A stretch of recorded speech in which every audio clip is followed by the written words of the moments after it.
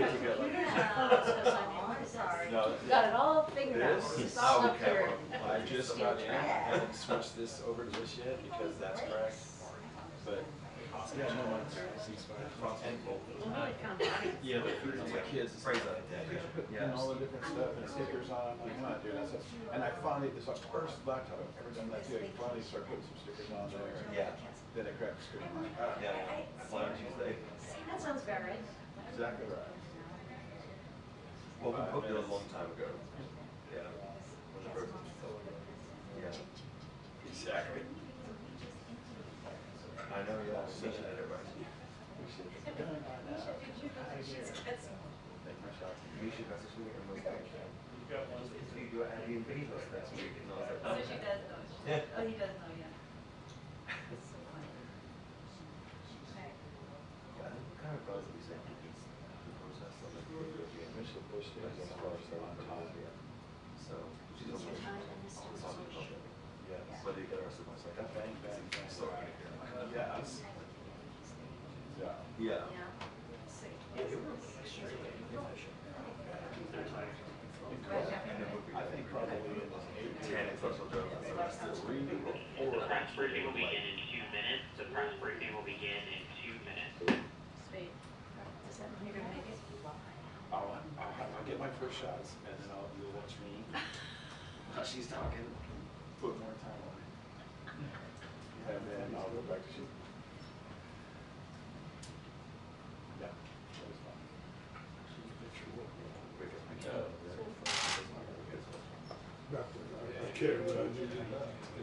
Don't want it to get knocked out.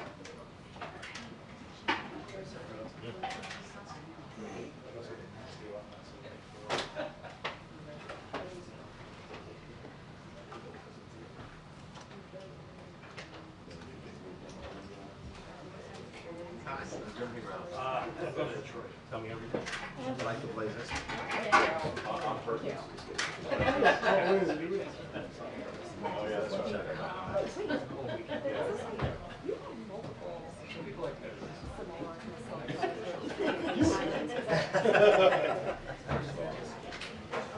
Tiny bit creepy. Just he's like, I wore that on October 17th last year. And then again.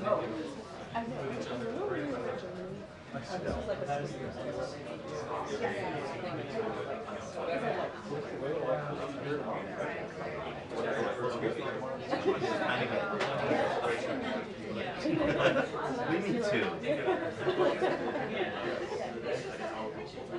Oh, you're not joking? No, I'm joking. 90%. Chance are right. That's dedication. Yeah.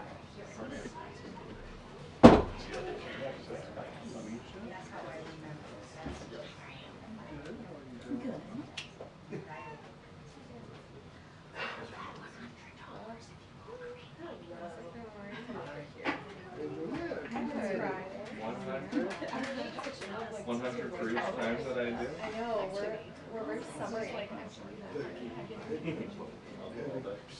Doesn't just have to be today. I feel like we're all summery. Yeah. Yeah. I don't know. Okay, it's classic now. It's off risk. Yeah. I'll take it. Was it 5 hours? I wasn't sure if it was him or Twain.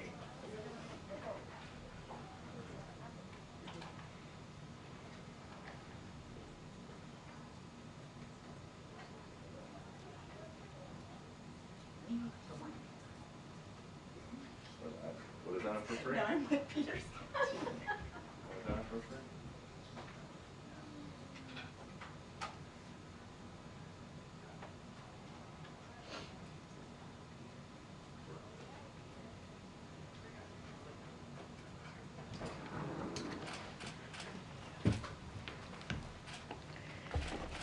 It's always fun to hang out with a bunch of Gen Zers before coming out to the podium. I'll just leave it there. How are you guys doing? Great. All right, good afternoon, everybody. So I'll be going to preview the president's schedule for next week. And so that I think some of you are following some of this stuff, but just put it all in one. On Monday, the president will host a reception to commemorate Jewish American Heritage Month. The president, the vice president, and the second gentleman will celebrate the immeasurable impact of Jewish values, contributions, and culture in our country, while also honoring their resilience in the face of a long and painful history of persecution. On Tuesday, the president will travel to New Hampshire after he will travel to Boston, Massachusetts. I don't have additional details to share of these trips at this time, but please stay tuned. On Thursday, the president and the first lady will host President William Ruto and the First Lady Rachel Ruto of the Republic of Kenya for a state visit.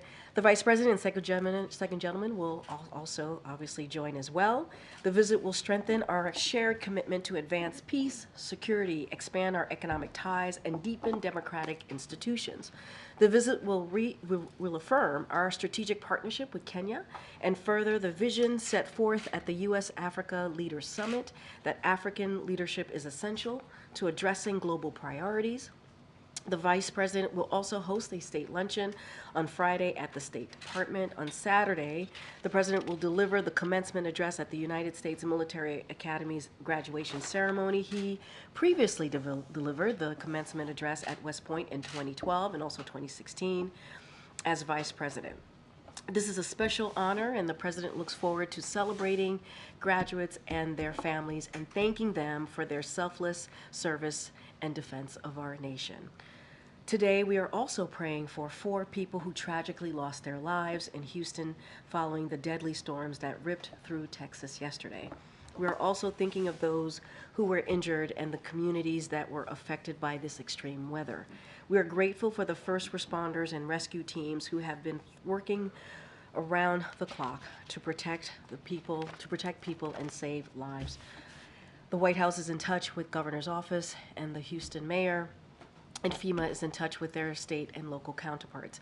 As always, we stand ready to provide federal assistance as needed. We continue to monitor the storm's path as it moves east, and more severe weather is likely across the Gulf Coast today. Residents in the affected area, as well as those in the path of the storm, should heed warnings from state and local officials.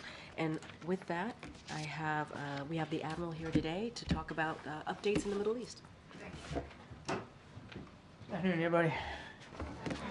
So earlier today, I think you all know, the first shipments of humanitarian assistance arrived on the shores of Gaza through the multinational humanitarian maritime corridor that the President announced during his State of the Union address. As we speak, additional aid from the United States and other countries is arriving in Cyprus, where it will be screened by Israeli authorities and loaded onto ships for delivery via the maritime corridor, the temporary pier that we've been talking about. And here you can see trucks just today. The first truck includes pallets from the UAE, as a matter of fact, heading across that causeway, that temporary causeway, onto the beach. Now, once in Gaza, once on the beach, the aid will be distributed to those in need by the United Nations. So in less than 2 months, the United States was able to assemble a complex multinational logistical mechanism to facilitate the delivery of life-saving assistance in Gaza, to galvanize commitments from partners around the world, and to leverage the United Nations logistical capabilities to facilitate the distribution of this aid inside Gaza. So this is a humanitarian effort, and contrary to what we've been seeing out there in the information space, particularly in the region, it is designed solely, only, for the delivery of humanitarian assistance. There's no other purpose for this than humanitarian assistance. And we're obviously grateful for all the U.S. service members and our teams at USAID and the State Department for their tireless work over the past few weeks to get this going. Through the humanitarian maritime corridor, USAID plans to provide initial contributions of more than 170 metric tons of nutrient-rich food bars to support 11,000 of the most vulnerable children and adults, ready-to-use therapeutic foods to treat more than 7,200 cases of severe wasting in children, and nearly 90 metric tons of critical supplies such as plastic sheeting for shelter, jerry cans to hold clean water, and hygiene kits to support more than 33,000 people. And just today, as you're seeing here, we were able to get more than 300 pallets of some of that material in there. Now, today was just the start. It was the first day. There's still work that has to be done to reach what we call initial operating capability, but we hope to be able to increase the number of pallets that get in over the coming days and keep that sustainable. And we'll keep you updated, of course. All of this assistance is in addition to the thousands of tons of food and other non-food items that are being provided by a number of international partners, including, as I said, the UAE, the United Kingdom, EU, to name a few, as well as resources to support the overall mission, including critical equipment to move that assistance. We anticipate an increase in the flow of assistance from additional countries and organizations, utilizing and steadily scaling up, as I said, the humanitarian maritime corridor every single day that goes by. In recent days, we've seen some progress in the number of trucks entering Gaza via the land crossings as well. Yesterday, more than 360 trucks moved into Gaza. Between April 5th and May 16th, an average of 176 trucks entered Gaza every single day. It's not enough. I recognize that. We all recognize that. But it is ongoing, and we're hoping to get it increased. Obviously, we're going to continue to work with Israel to that end. I do want to make one important point on this before I leave this topic. There is a robust security plan for this effort, and we remain vigilant to potential threats to our service members that are working on the pier and humanitarian aid organizations and workers helping with the distribution and the collection at the marshalling area on the ground. It remains a top priority. We're going to remain laser focused on ensuring the safety of everybody involved in this effort. Now, if I could just quickly shift to Ukraine, we're closely monitoring Russia's offensive in northeastern Ukraine and are working around the clock to get weapons and equipment into the hands of Ukrainian soldiers to help them repel these attacks.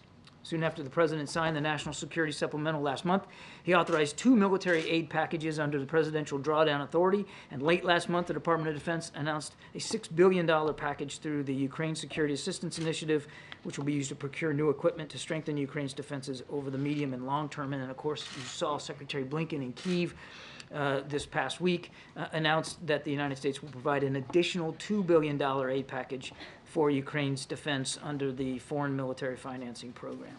All of this, that aid for FMF will be used in 4 ways. First, to help Ukraine procure weapons and equipment to repel Russia's invasion. Second, to invest in Ukraine's defense industrial base. Third, to help Ukraine purchase military equipment from other countries in addition to the United States.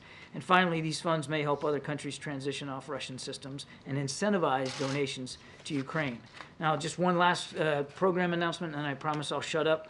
I can announce today that our National Security Advisor, Jake Sullivan, will travel to Saudi Arabia starting tomorrow. He'll be there to meet with Prime Minister and Crown Prince Mohammed bin Salman to discuss bilateral and regional matters, including the war in Gaza, of course, and ongoing efforts to achieve a lasting peace and security in the region.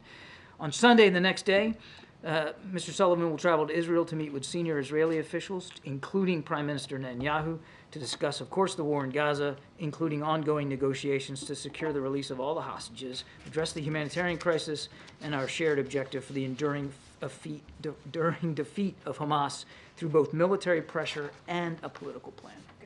Thanks, Karine. Thanks, Admiral. I wanted to ask you about the 3 hostages whose bodies were recovered in Gaza. Was the U.S. given any details, particularly about where they were recovered and how they were recovered? It's just horrible news, and our hearts go out to the families who are having to deal with this terrible news. I don't have any information that we knew ahead of time or that we had any more. We have had, since the bodies have been recovered, any additional information or context from the Israelis on this. The 5 American hostages who are still unaccounted for, Correct. Is there any new intelligence about their whereabouts or their potential well-being? Sadly, no. We don't have any information that that leads us to a conclusion that they're no longer alive, but we just don't have any additional context whatsoever. Just on a separate topic, very quickly, what was your reaction to seeing Russian President Putin and Chinese President Xi exchanging hugs? Exchanging hugs? Well, that's nice for them. Look, you have 2 countries here, leaders of 2 countries, that clearly are acting in various ways around the world inimical to our national security interests, to the interests of many of our allies and partners. No surprise that these 2 leaders continue to try to develop this burgeoning relationship. But there are also 2 leaders that don't have a long history of working together, and officials in both governments that aren't necessarily all that trustful of the other. What they have in common is a desire to challenge the international rules-based order, challenge the network of alliances and partnerships that the United States enjoys and which President Biden has strengthened in his time in office, and to try to look for ways to bolster each other's national security interests as well. So we didn't see anything coming out of this meeting that we were necessarily surprised by. I wouldn't go so far as to say we weren't concerned about this relationship and where it's going. Of course we are, and we're watching it closely. But I'd leave it at that. Did you think that was a purposeful show of public display to send any kind of message to the U.S. or otherwise? Oh man, I'm not good at talking about personal human bodily affection one way or the other, so I think I'll leave it to these two gents to talk about why they thought it was good to hug one another. I'll just tell you that we take seriously the challenges that both countries represent, and we take seriously this burgeoning relationship between the two of them. That said, in Ukraine specifically, we haven't seen President Xi rush to the effort to assist the Russian armed forces and provide lethal capabilities. We are deeply concerned and have said so. I think Karine mentioned it yesterday about some of these Chinese companies that are providing microelectronics and components for Russia's defensive weapon systems. That's a problem, and we've raised that with the Chinese as well. Good, darling. Thank you. So what is the status of the aid on that first truck that went in? Is it being distributed, or is it still waiting? I was to be told right distributed? before coming out here that the UN has now taken possession of these first pallets and are getting them ready for distribution inside Gaza. So, look, I mean, hopefully by the time we're done here, I mean, some of that stuff will actually be in the mouths of some hungry people, but we'll see. And then one other question on Russia and Ukraine. Russia is pounding the Kharkiv region. Is it time for the U.S. to revisit the prohibition on Ukraine against using American weapons in an offensive manner? We do not encourage, nor do we enable attacks using U.S. supplied weapon systems inside Russian territory. That's the policy. That has not changed. Thank you, Karine, and thank you, Admiral. You just spoke about the importance of protecting humanitarian aid workers, and it's been a month and a half since the IDF released a report about the World Central Kitchen. Has the U.S. finished reviewing that report, and what did it conclude? I'm not aware that we have some sort of final conclusion on that, but I'll tell you, I'll take the question, we'll go back and I'll check with my State Department colleagues, but I'm not aware that we've come to some different or final conclusion about it. We asked you several times in the past, you said we're still reviewing the report. It takes a long time to go through all the facts and figures, so. I just don't have an update for you. Okay, last night, Israel's defense minister said that the IDF would send more troops into Rafa. Do you have a response to that? I think we've addressed this one already. As always, I'll let the Israelis talk about their military operations and where they put their troops. Point one. Point two, they have a right and a responsibility to go after Hamas, including in Rafa. And as I just mentioned, Jake's going to raise this issue when he goes to Israel on Sunday. They have a right and responsibility to do that. How they do that matters. And that's part of the conversations that we also want to have, and Jake will have, about going after that terrorist capability in Rafa in a way that's targeted, precise, and quite frankly effective. We don't believe, still don't believe, that the way to do it is to smash into Rafa with a large body of armed forces on the ground in an indiscriminate and reckless manner. So I'm not dodging the question. I don't know the context with which Minister Gallant said that. I can just tell you that nothing's changed about our view that we don't support a major ground operation or a large operation in Rafa. That would put now it's about 1 million people at greater risk. Yeah. Thank you. As you know, President has focused a lot on democracy, promoting democracy globally in his 3.5 years. What is President's thoughts on the elections that are happening in India right now? Around 900 million voters going out to 1 million polling booths to elect 545 members of parliaments from thousands of candidates from 2,660 registered political parties. There's not too many more vibrant democracies in the world than India, and we applaud the Indian people for exercising, their ability to vote and to have a voice in their future government. And we wish them well throughout the process, of course. And secondly, Prime Minister Modi is going for his 3rd term. seeking his third term from the people of India. How do you see India-US relationship in the 10 years of his government? How do I see, I'm sorry? How do you see India-US relationship in the 10 years of his administration? How do I see it over the last 10 years? Oh, I'll speak to the last 3 if that's okay, because that's kind of where I'm allowed to go. But you The first 3 years are also vice president. yeah, I'm going to stick to the last 3 years if you don't mind. Look, our relationship with India is extremely close and getting closer. You saw it in a state visit. I mean, we launched all kinds of new initiatives, working on critical emerging technologies together and bolstering and expanding the relevance of the Indo-Pacific Quad, of course, which India is a part of. And then just the people-to-people exchanges and the military cooperation that we share with India. So, I mean, it's a very vibrant, very active partnership, and we're grateful for Prime Minister Modi's leadership. One final one, you spoke about Quad. Does the president really believes that the 2 of his Quad partners, India and Japan, are xenophobic? Oh, I mean, look, I think Karine already dealt with this one. I mean, the president was making a broader point here about the vibrancy of our own democracy here in the United States and how inclusive and participatory it is. Thank you. That was not easy to say. Thanks, Admiral. You mentioned that the aid coming through the pier was going to be screened by Israeli authorities. How confident are you that that's not going to cause sort of delays in terms of the aid being held up? And also, if I may, how confident are you that there's not going to be delays at the other end, at the pier end as well? Well, look, I mean, it's day one, and as I just said, we've got indications here just before I came on out here that some of that aid was already moving into Gaza. That's pretty impressive for day one, just day one. The inspections are actually happening in Cyprus, and that's a really important component of this modular system that we've constructed here. So the inspections are happening before the ships even leave Cyprus and move on down to the eastern coast. I'm sorry, the eastern med, off the coast of Gaza. So right now, it seems like a very good system in place, but again, it's day one, so we'll take a look and see how it goes. Inspections being done in tandem with anyone else, such as the United States? IDF is responsible for the inspection regime in Cyprus, and as I said, on this first day, it worked well. On Jake Sullivan's travel this weekend, did the U.S. government receive any assurances from Israel that it wouldn't expand its Rafa operation while he's there? I'll just say, without getting into our diplomatic conversations, we've said this before, that we're going to continue to talk to the Israelis about alternatives to major ground operations in Rafa. That is not what they're conducting right now.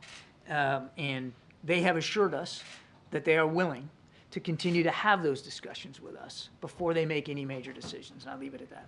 Can you share an update on the American doctors in Gaza who are trying to get out of there, and what your understanding is, what the U.S. government assessment is of the holdup? There's no holdup. They're out. There was 20 American doctors. 17 are out now. Came out today, and all 17 of this they wanted to leave. I won't speak for the other 3, but I can assure you that any of them that wanted to leave are out now. And then just finally, you referenced the security plan for the port and the pier. Secretary Austin a couple of weeks ago, before it was operational, said his understanding was that if U.S. troops were fired upon, that they may fire back. Is that still your understanding of what would happen here? 100%. Thank you, Karine. Thank you, Admiral. When it comes to those bodies that were recovered, the 3 hostages, what impact does that have on the current ceasefire negotiations? Does it set those talks back? I don't think we can say that right now. First of all, our focus, and I'm sure our Israeli counterparts' focus too, is on the families who are getting this horrible news. As you know, the talks didn't go anywhere last week. Unfortunately, we just didn't get to a successful conclusion.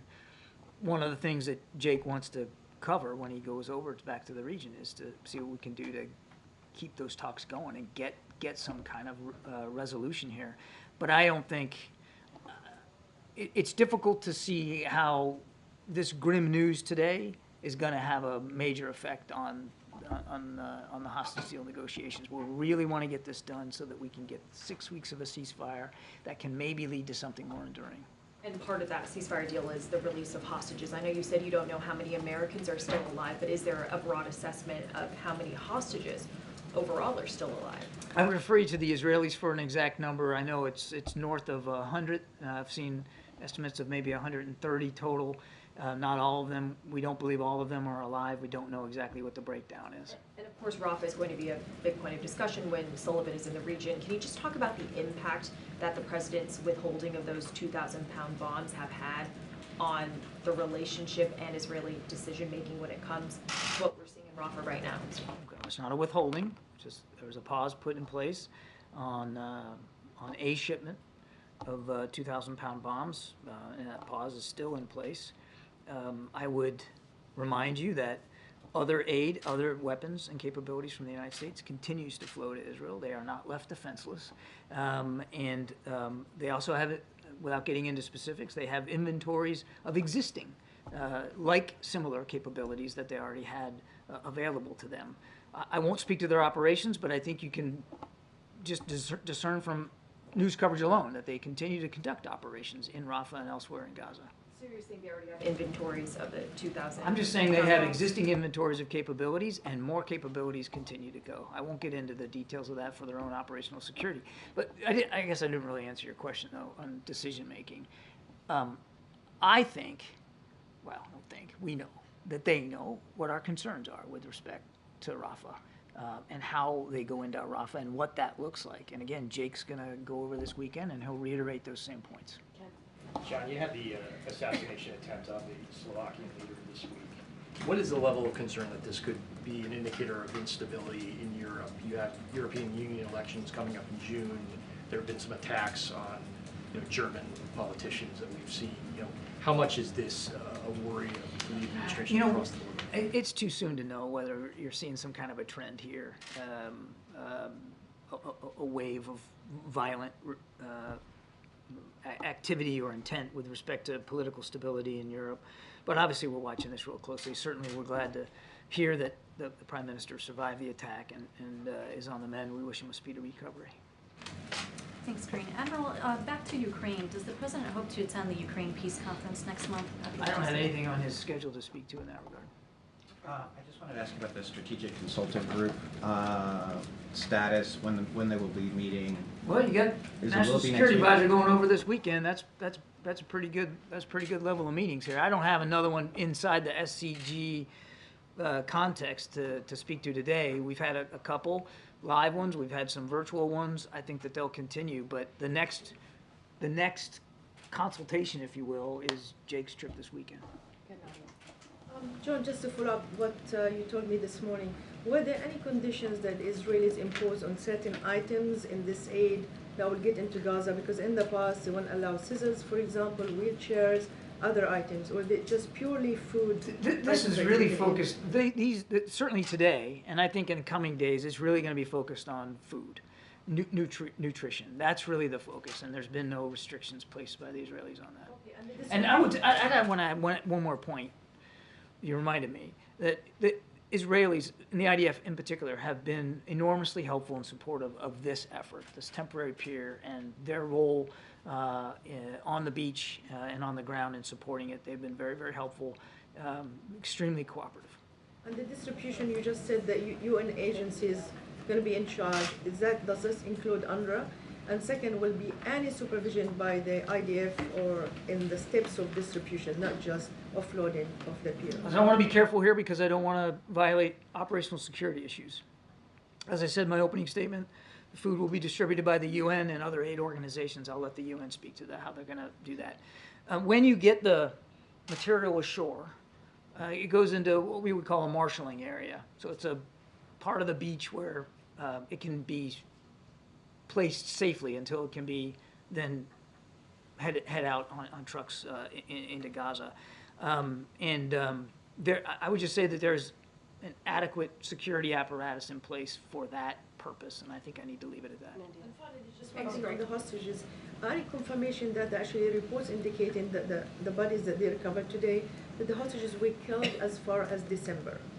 They were not killed recently. I don't have that level of information. I don't know. Thank you, Karine.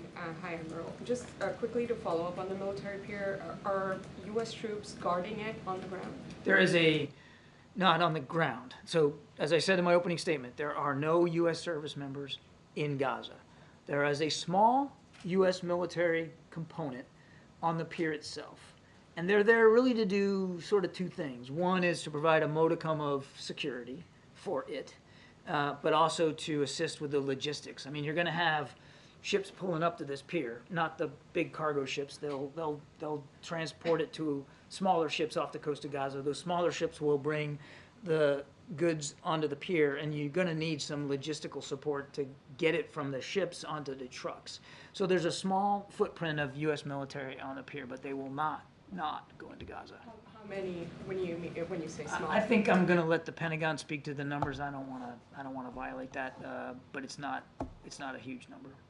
And why is the U.S. confident that Israel will not strike any of the vehicles that are taking aid? And I understand you said that they've been They have been hopeful, extraordinarily cooperative. but have they offered explicit assurances that they will not? I mean, because they attacked the World Food Kitchen cars that were carrying aid. And they investigated, and they fired people that they thought were at fault, and they apologized for the mistake, and they have tried to improve their deconfliction processes. We are not worried about the Israelis striking the convoys of trucks that are coming off of that pier. They are actually participating in helping marshal that material ashore and then get it into Gaza, so that's not a concern. Thank you, Karine. So just to clarify, John, the Israelis and the American soldiers, the small footprint of American soldiers, will be working together to marshal these areas? There is a small component of U.S. service members on the pier. There are no Israeli Defense Forces on the pier. So, is there anything more that you can preview on President Ruto's visit next week, especially in terms of shoring up partnership against China's influence on the continent? We'll have more to say on the state visit as we get closer to it. Okay, and then just one more, and feel free if you want to take this one, Karine. Many of those protests on campus have linked the Palestinian cause to activism of other global injustices, including racism against African Americans. And so you both have said often that the president understands the emotions behind these protests. But I was wondering specifically, as the president is ramping up his outreach to black voters, is he aware of and sensitive towards the black community and how they might see a common parallel of injustice between themselves and the Palestinians? Let me take this. Let's let the Admiral finish what he came to do, and then I'll take some. That's definitely not a question for me. Go ahead. We'll take a couple more. Go ahead. What is your current? The young lady. Oh, Yep. Thank you. John, you mentioned the U.S. providing some security. I thought the IDF was going to be providing the security, but is there a small component of U.S. forces that are also there providing some security? There's a small component of U.S. service members on the pier, as I said, that will be helping with force protection, of course. I mean, I'm not going to speak to the number. I'll let the Pentagon do that. And then there's still U.S. forces or U.S. troops offshore in addition to those on the pier. There's a Navy component.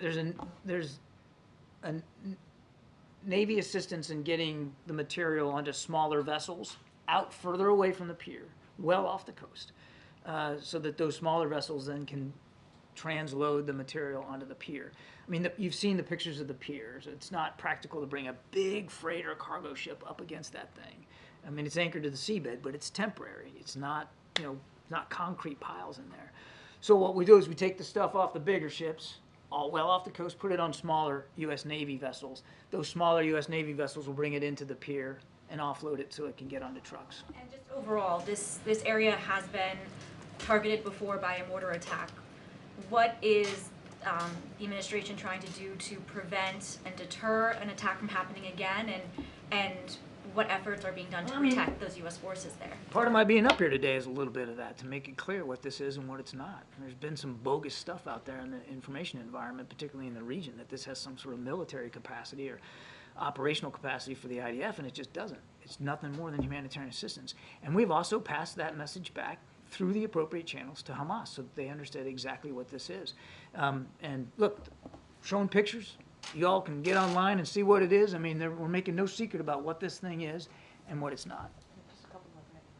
Thanks, Karine. Admiral, I know this is day one, maybe closer to hour one of this peer initiative. But even at full capacity, it'll only be a fraction of the amount of aid. Is the United States working on or negotiating, figuring out other methods of getting additional aid in via other avenues? Well, look, there's no better way to do it than the land crossings. There's just not.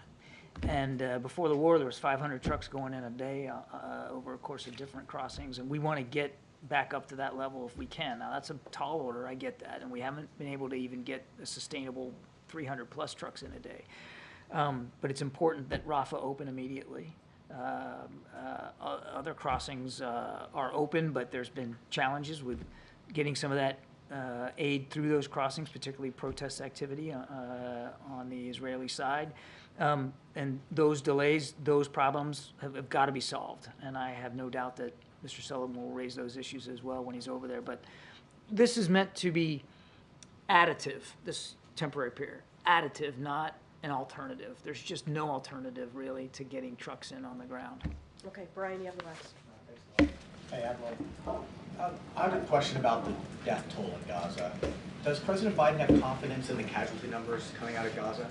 The president watches this very, very closely, and you've heard him talk about the more than 30,000 people that have been killed, and he said the majority are women and children. He's also said that's unacceptable.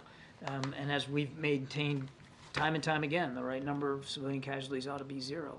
But in terms of, what specific number we're quoting or citing on any given day, I mean, we're doing the best we can working with the Israelis to ascertain the scope of the civilian suffering, but it's obviously immense. Has his confidence in the numbers coming out of Gaza increased since late October when he said he had no confidence in the numbers? You've heard the president talk about the numbers and talk about the concern. And the most important thing, aside from obviously how tragic that is what we're doing to alleviate and help improve conditions in Gaza, including through this temporary period today. Thanks, everybody. All right, thanks, Admiral. Thank you. Thank you. All right. Okay, Darlene, I don't have anything else. Great, thank you.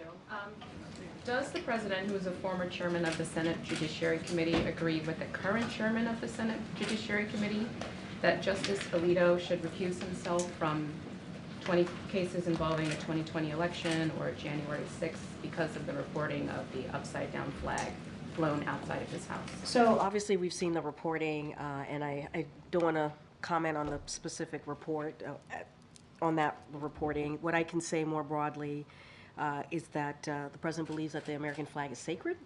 You've heard him say that, and is owed proper respect and honor of the brave men and women who have defended our country for generations, and we should be respecting that flag. We should be making sure that it is respected in that way. It is sacred.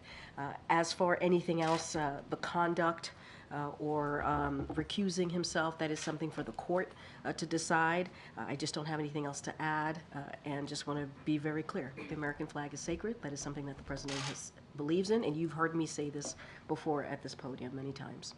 Can you give us a sense of how the president will use his time at Morehouse on Sunday? Will there be any news in the speech? Will it be more of a lofty, go forth and prosper kind of speech?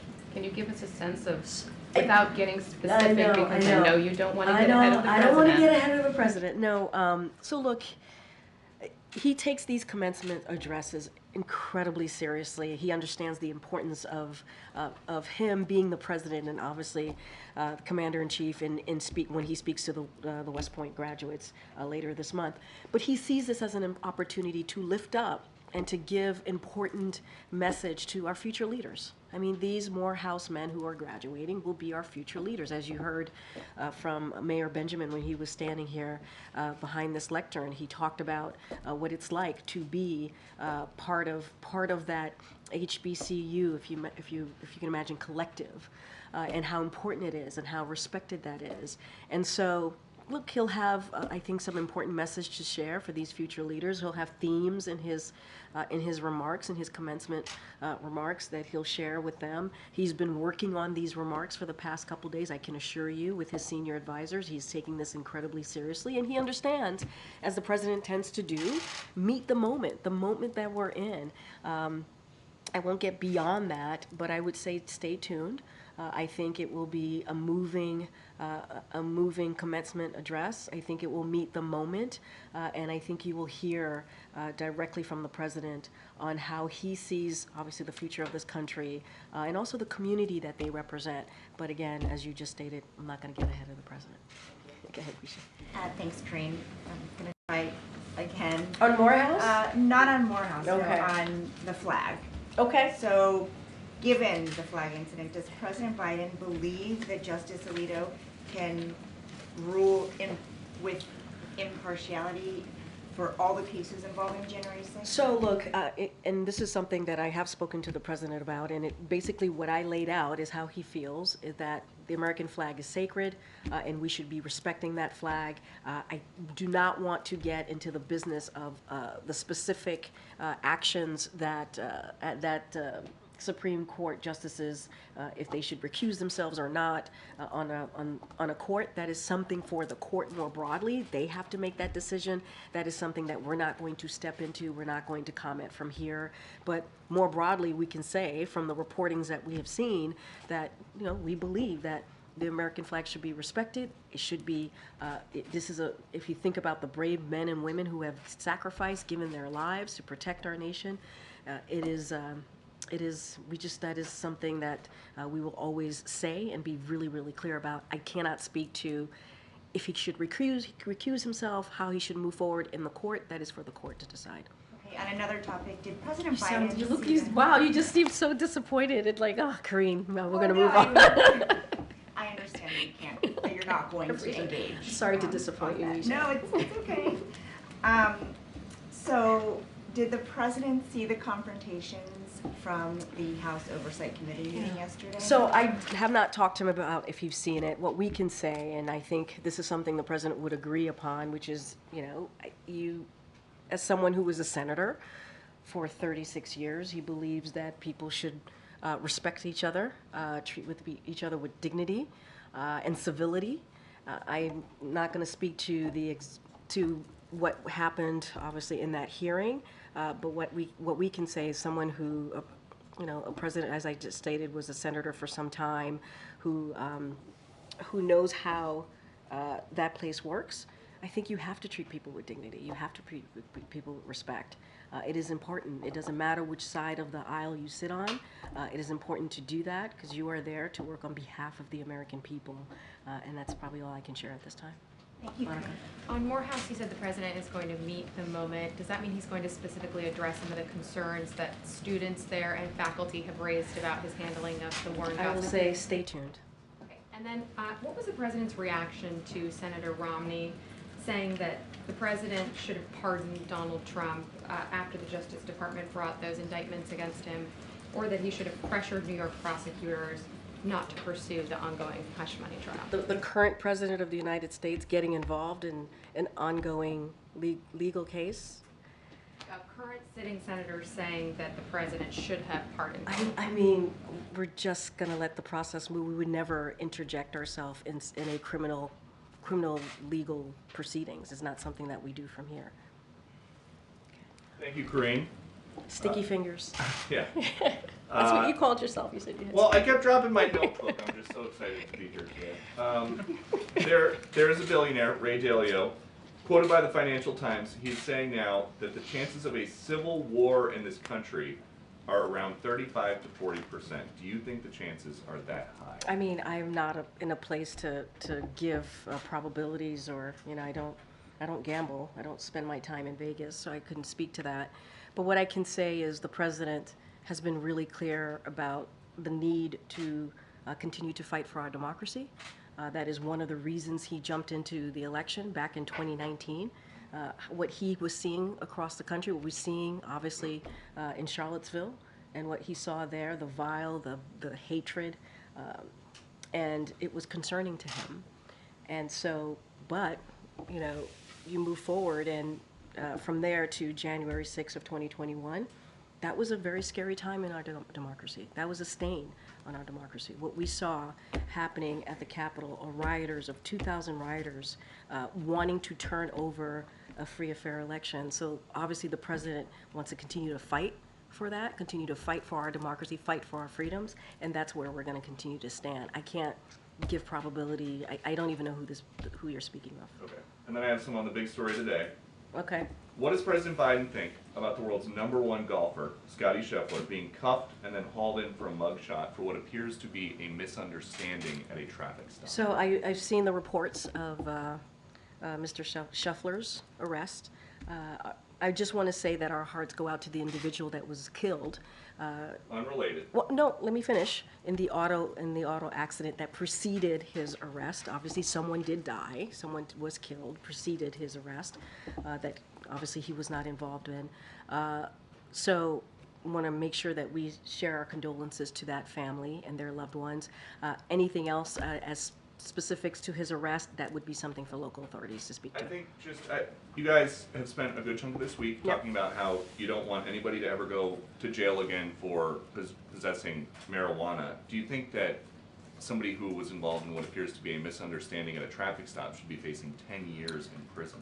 We've seen the reports. There's a process there. We have to let the legal authorities go to their process and how this all works. I can't comment from here, from the lectern, about something that's being looked into by local authorities. I got to be mindful about that. But let's not forget, someone lost their lives. Not obviously that preceded this, but there was an individual that was killed, and there's a family that's mourning a death of a loved one, and so we want to be sensitive to that as well. Thanks, Karine. Can we still assume that the Kansas City Chiefs will be visiting the White House this year in celebration of their Super Bowl victory? So what I can say is all the team, per usual, when there is a championship team or gets invited. I don't have anything to add on if their attendance or how that looks, but the team is always invited. Everyone on the team is invited. I just don't have anything beyond that. So can you confirm, you said everyone on the team is obviously invited. Is the Chiefs kicker Harrison Butker welcome at this White House? What I can say, you would have to obviously, what I can say is we invite the entire team, and we do that always. I don't have anything beyond that. Given his recent comments, is he specifically welcome at this We invite White the House? team. We invite the team. It's an invitation that goes to the team, and so it's up to the team who comes and who doesn't come. That's the way it usually works. Thanks, Karine. Just going to take another stab at this. Which one? Which stab? So, is the president concerned that having a Supreme Court justice, someone who is in such a high position of power, displaying a flag in his house in such a way that that could fuel more extremism and division in this country? I just have to be really mindful when we're talking about the highest court of the land. That is, we're not going to step into who should recuse themselves or not. That is for the courts to decide. That court to decide. What is the sense here about the wife's role here? Whether it is a Supreme Court justice, wife of a senator, or a president, should she be able and entitled to have her own political opinions and views without having them tied to her husband, or not? I don't have any comment on his wife. And then just lastly, the Morehouse president said that he is prepared to stop the commencement on the spot if there are disruptive demonstrations. So is the president prepared that that could potentially happen in the middle of his speech? So I'm going to let the president of Morehouse obviously speak to whatever procedure, whatever process that Morehouse wants to put in place. Look, I mean, just to step back for a second, the president's very much looking forward to Sunday. It is going to be an important moment for, obviously, the students who are graduating, the young men who are graduating, but also their families. When the president does commencement address, he's done it many times. I've said this as senator, vice president. As president, you all know this. You have covered the president for some time in his different roles as a public person and public servant, to be more exact. And and when it comes to this difficult moment in time that we're in, as we speak about the protest, he understands that there's a lot of pain. He understands that people have a lot of opinions, and he respects that folks have opinions. And you've also seen the president, when there has been protest, the president has treated those peacefully protesters very respectfully, in a respectful way. And that's how he's going to move with any event that he goes forward to do, including on Sunday. He will respect the peaceful protesters. It is up to Morehouse on how they want to manage that and move forward with that. But he's going to be respectful because it's not just the students, it's the parents, it's the loved ones who want to be there to celebrate an important moment. And as always, we believe all Americans have the right to peacefully protest. And I'll just leave it there. Okay, Nandita. Just quickly following up on Mayor Benjamin's appearance yesterday. Yes. He said he traveled to Morehouse. He spoke to students there. He asked them what they wanted to hear from the president. And many of them said that they wanted to talk about the war in Gaza.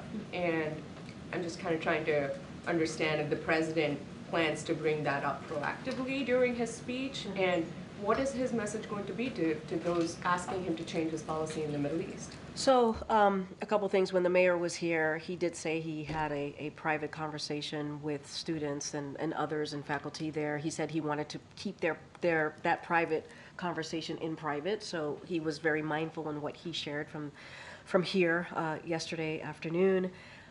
Again, in asking me that question, that is previewing the president's remarks. I am not going to preview his remarks. I will tell you more broadly at a 30,000-foot view that the president sees this as an important moment to give our future leaders some advice on how he sees the world, or how he could give them a little bit of advice on how to move forward in their careers, in their future.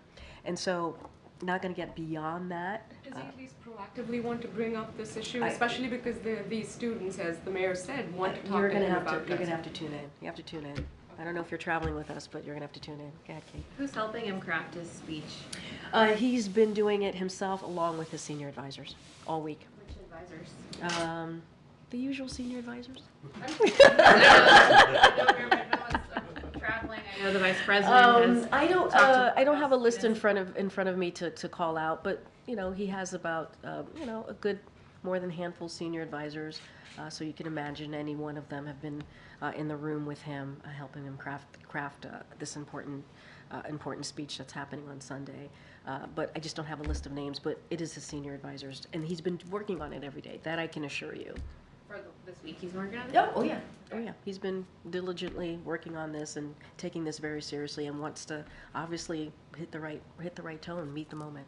And earlier today at the museum, he said something interesting where he mentioned, as soon as I came into the office, I signed the American Rescue Plan, and I want to be political for a second because we're having problems. Not one Republican voted for it, not one.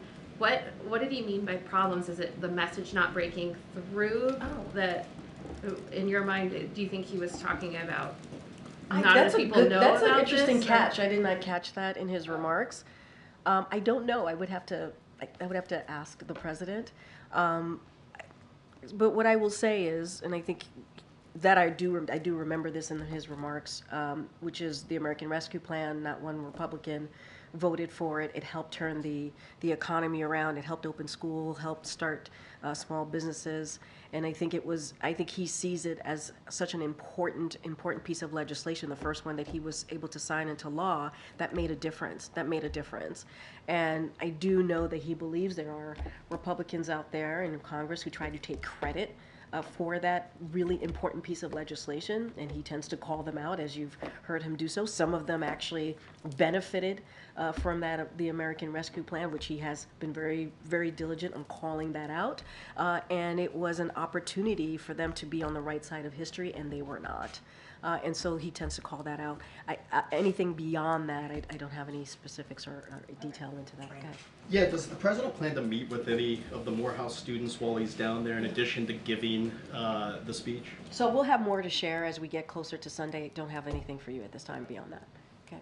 Yeah, I wanted to kind of follow up on Yeah. that. A lot of the messages to Black Americans that Biden is doing over the next couple days are at them. A speech at Morehouse, the speech at the museum, the speech in Detroit. I wonder if you can give any, sense of whether that information flows both ways. Is he asking questions? Are the Divine Nine, saying this is what we would like to see from your presidency going forward? Listening as opposed to speaking. I know you're saying at them. We don't see it at them. I think the president shows up in front of a crowd in front of a community, and talks about how he's been working on their behalf, working to deliver for that community or for all Americans. I think that's important. I think people want to hear from the president. They want to hear what is it that he has to say, whether it's about the economy, healthcare, whatever issues that's important to them. And I think the fact that the president shows up at the African American Museum is important. The fact that the president, is here, is talking to the Divine Nine, I think it's also very important. Going to Morehouse, we're talking about young men who are going to their careers, and they get to hear from the President of the United States. that's actually important, I think, for them to hear from the president. So I don't, the at them, I think, is kind of a little harsh there. I think it's the president showing up and sharing and being very clear about what he has done as their president to deliver. And I think to the heart of your question, you know, the president also loves to hear from people. He does. He loves to hear from what they have to say, what they have to offer. He's going to do that with the Divine Nine. He did that yesterday with the different plaintiffs of Brown v. Board. He does that very often, continuously. And I think it is important for him. The best advice, the best, best feedback that he gets is from everyday people. You know, Americans who are out there who are living the life, are living the lives that he's trying to improve. So he's very much open to that. Okay, Franco. I wanted to ask about the background checks that are going to go into effect next week, gun background checks. There's a number of lawsuits from state attorney generals against them, Second Amendment. Which background checks are you? The gun background checks, they were announced earlier this spring, licensing of private gun sales. So, okay, I think that's more for the Department of Justice. I don't have anything specifics on how that's going to work or the process of that. I would have to refer you to Department of Justice. Don't have anything in detail for you at this time. Okay. Since the announcement of the U.S. tariffs on China earlier this week, we've heard from the international community, including IMF and WTO and others, that are expressing concerns about the impact of these tariffs on the global economy. And I understand we heard from NSC Director Brainerd yesterday about the case she's making for how underpriced exports have hurt the U.S. economy specifically. But does the administration have any case to be made for how this is going to help the global economy in addition to the U.S. economy? So just a couple of things. Look, he took this action, the president did, obviously earlier this week when we made the announcement on Tuesday, to make sure there was a level playing field, because he knows that Americans can outcompete anyone just as long as that competition is fair, right? And that you heard us say that over and over again. You heard that from the Ambassador Tai, but China hasn't been playing by the rules. It's just a fact. Their unfair policies undermine the global trade, not just us, Americans, American businesses and companies, but global trade more broadly. And so certainly we're not alone in voicing those concerns about China's unfair trade policies and taking action to address them. We're not the only ones who have said anything about that, spoken about it, or taken actions. A number of advanced and emerging economies have also expressed concerns. Their industries also face damage from China's overcapacity. And so the president is going to continue, as he does always, to work with our allies to join forces to outcompete China, and rather than undermining our alliances, threatening jobs and increasing costs for families by $1,500 with universal 10% tariffs. And so we are going to remain an open economy, the United States. And so, and we're going to do that with foreign investment in American manufacturing, almost double its average before the pandemic. Our actions, are focused on strategic sectors and not only on China. So we're going to continue to work with our allies, and so we're trying to make sure that competition is fair, and the policies that China had were unfair and undermined global trade, and so we're addressing that. We're going to continue to do that. Okay. Any response from the White House regarding the sentencing of Mr. DePape and the attack on Paul Pelosi? Yeah, I know that I saw that when I was coming out. I want to be really careful on that too. On judicial, it's a judicial process. But as you heard from the president immediately after we received the tragic news of the heartbreaking attack on Paul Pelosi, there's absolutely no place for political violence in America, not at all. As leaders, we owe it to everyone not to repeat dangerous conspiracy theories and speak out against violence and violent rhetoric. We're so grateful, and we have obviously the opportunity to see Paul Pelosi a few times, most recently at the Medal of Freedom, and you all saw him as well, and obviously he is recovered. And so the president is grateful for his friendship. He's grateful for the friendship of Speaker Pelosi's, and we're happy that he's doing well. But I'm not going to speak to a judicial process. I'm being pulled, guys. I will see you. Oh my gosh! You're right. I owe you an answer. What was the question? Yeah, So it's basically to follow up what my colleagues have asked about Morehouse. I know you can't preview the content of the Yeah. speech, but is the president mindful of how black students who are protesting in campus might see a parallel of their experience of injustice between themselves and the Palestinians? Has he input about this? Is he sympathetic to that? Look, the president is sympathetic to the fact that many communities are in pain. He has said that. He is very sympathetic to what people are feeling right now. He knows that it is a difficult time, and he respects that. He truly does. And